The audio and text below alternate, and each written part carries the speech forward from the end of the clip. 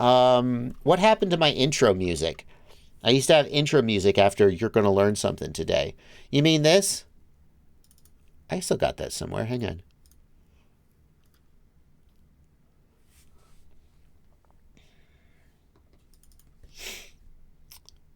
Assets. Is it getting end cards?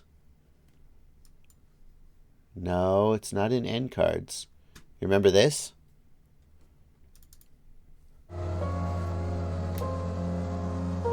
Remember this?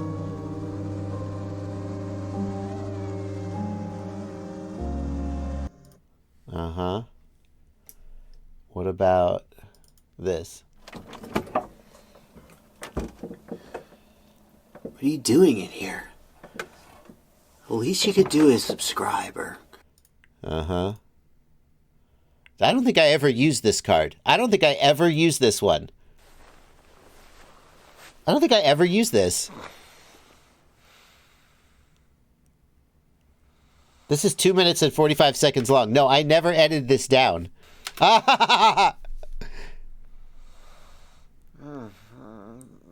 more range tests. No more range tests. I don't remember this. Tony, Treppy, no.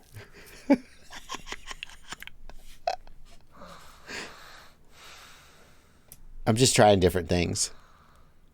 No more range tests. You usually don't get to see this part.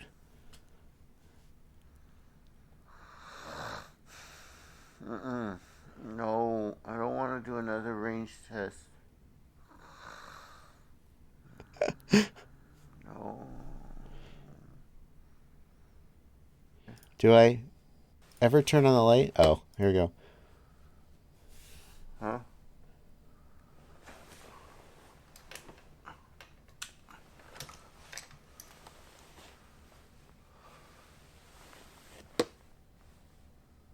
What are you doing here? Just get out of here.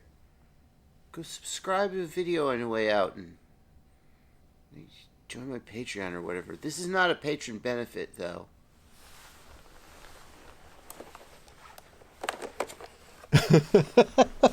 Yeah, I see why I didn't keep this.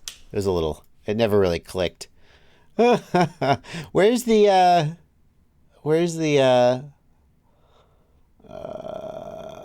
surely it's here. I don't know. It's got to be here. Well, I stopped using that. I stopped using that... I'm sure... Oh, here we go. That's it. There we go. I knew it was here.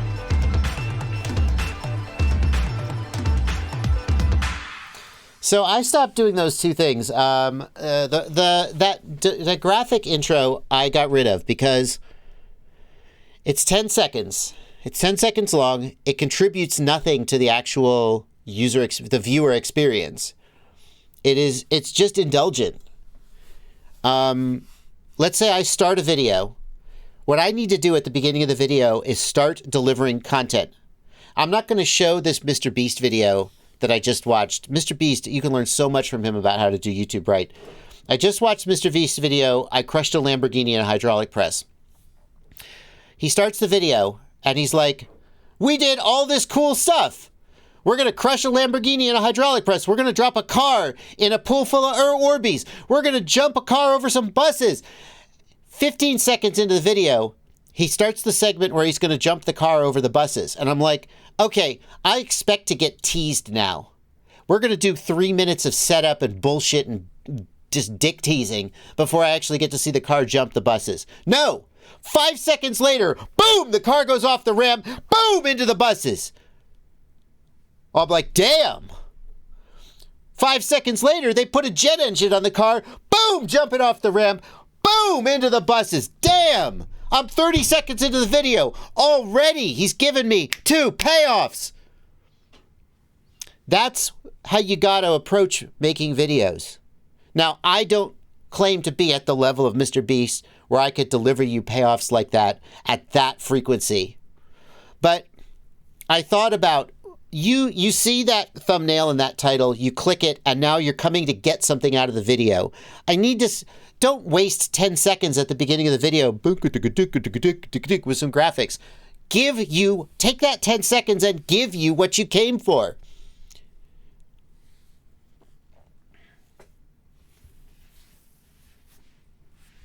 And so I got rid of it. I was just like, that's not contributing to the viewer experience. In fact, when you've seen 20 of my videos, that's 10, you know that by heart. It's 10 seconds. You don't even need to see it. Okay.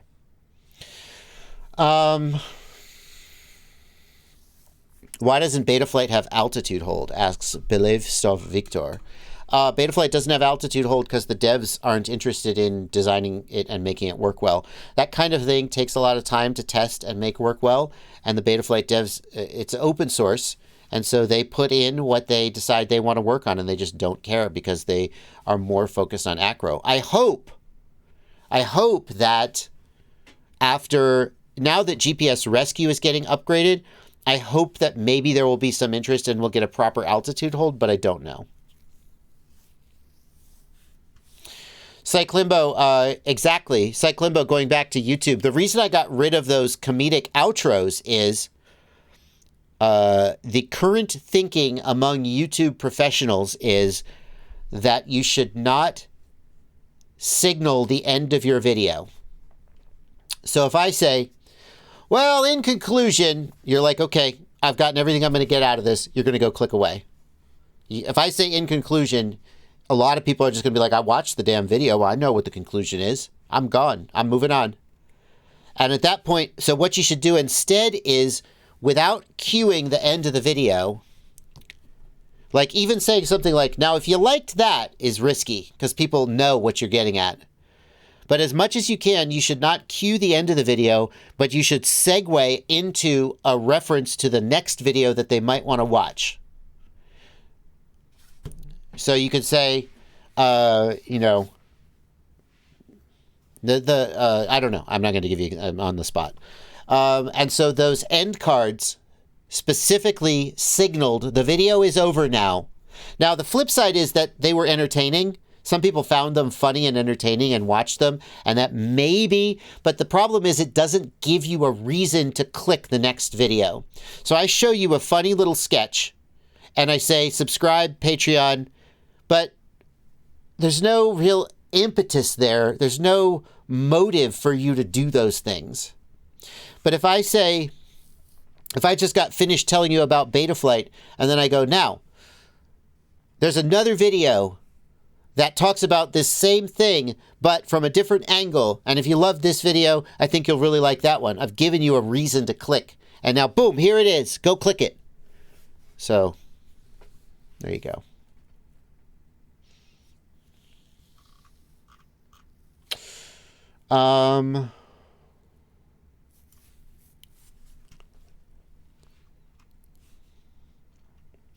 Bachgrinder leaves a funny sketch at the end, and I wait to watch that. Yeah, if it's original, Bachgrinder's sketches are original, aren't they? Like, every video has a different sketch. That's good because that encourages engagement and retention. But the sketch, putting a funny sketch, let's generalize it, putting a payoff at the end of the video encourages retention. That's good. But it doesn't lengthen the session time. So when the sketch is over, they are now going to click to a different video, and it might not be one of yours. The goal is to, number one, deliver payoffs throughout the video so that you watch the whole video all the way to the end. And then number two, segue you into another one of my videos so that your session is extended. Anyway, let's take another question.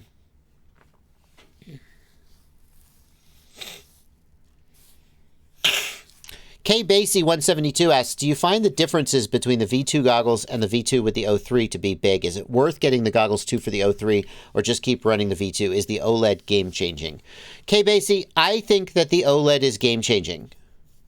Now, that doesn't mean that everyone should spend $200 to upgrade to the goggles too.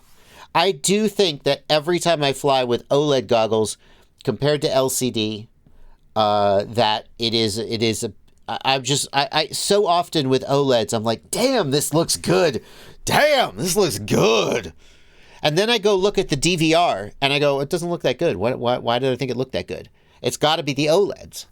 The OLEDs just look really good.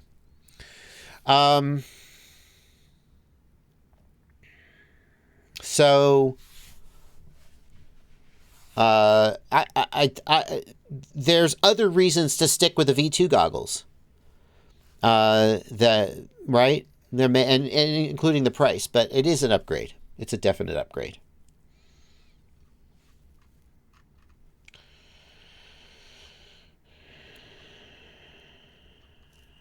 Willie.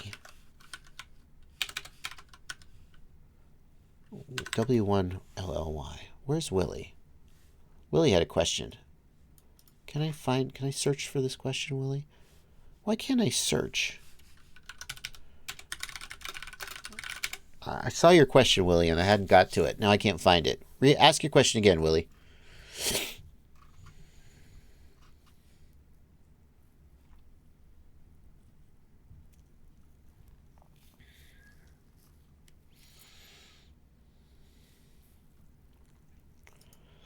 RC Addict says, sounds like everybody is wanting TikTok-type videos. Show the interesting stuff, then move to the next thing. RC Addict, that's a tough one because I don't like the style of videos. I think that I know what you mean when you say TikTok-style videos. Videos without substance and depth. Because at the end of the day, if your video is limited to 60 seconds to 3 minutes... Like, you couldn't teach someone to be a nuclear physicist in 3-minute chunks. There's contents that really need depth and time. And there's people who appreciate a little bit of a slower delivery, and they have a slower attention span. They don't like being slapped in the face every 10 seconds by a soundbite or a transition. But I do think that there's value in, like, think of it this way. If you have to watch 20 minutes of content to get one payoff, and by payoff, I mean you clicked on the video because you wanted, I'm not even talking about entertainment, you wanted to learn something. And you have to watch 20 minutes of this guy blah, blah, blah, blah, blah, blah, blah, blah, blah, before you like go, oh, that's really interesting. I didn't know that. Thank you. I really wanted to learn that. Wow, I really feel like that was worth my time. Well, if you could get 5 payoffs in 20 minutes, or 10 payoffs in 20 minutes, or 20 payoffs in 20 minutes. I mean, there's a limit because eventually your brain is saturated and you can't learn anymore. But, like, I really think that, I'm not being joking here. When I talk about Mr. Beast, whether you like his content or not, he makes extremely engaging, extremely respectful of the viewer content. And by respectful of the viewer, I mean he doesn't do this reality TV bullshit where he drags it out and teases the payoff and teases that he's sucking your life out of you and seeing how long he can just tease you and drag you, bore you until you, but you didn't leave yet. And then finally give you a payoff. He's just like, here's a payoff, here's a payoff, here's a payoff, here's a payoff. You want payoffs? I got payoffs. And it's like, yes, thank you.